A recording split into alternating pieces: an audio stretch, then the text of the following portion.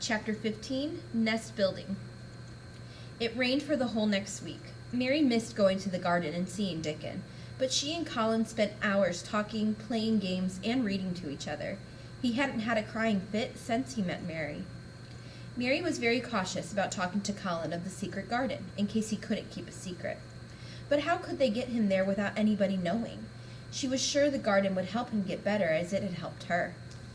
At the end of the week, Mary woke up very early. Outside, the sky was blue again. She jumped out of bed and ran to open her window.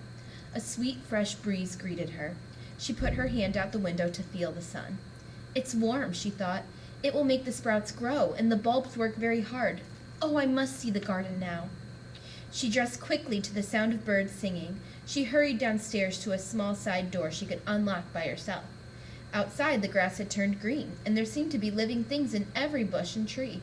Little shoots were sprouting in every flower bed and border. The world was waking up. She ran to the secret garden. She was about to fling open the door when she heard a strange caw-caw.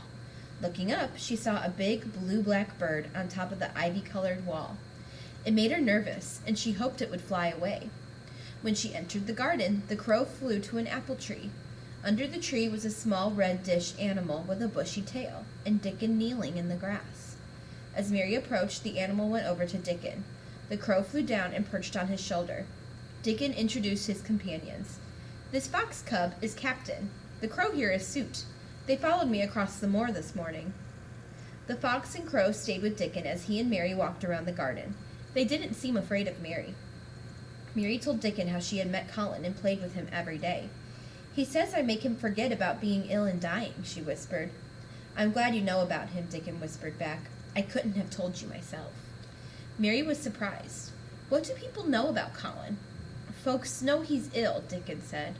"They know Mr. Craven doesn't want him talked about, and can't bear to see his son when he's awake. Mr. Colin reminds him of his wife." "Does Colin really want to die?" Mary asked. "No, but Mother says he wishes he'd never been born, and that's the worst thing for a child to think." Mary said softly, "Mr. Craven is afraid Colin will grow a hunchback. Colin's so afraid he almost never sits up.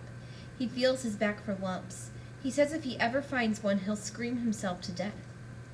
"He'll never get well if he keeps thinking like that," Dickon said, rubbing the fox's neck. "If Colin were here, he wouldn't think about finding lumps. He'd watch the buds break out and the flowers bloom. Do you think he'd be willing to come here?" "I'm sure he would," Mary said.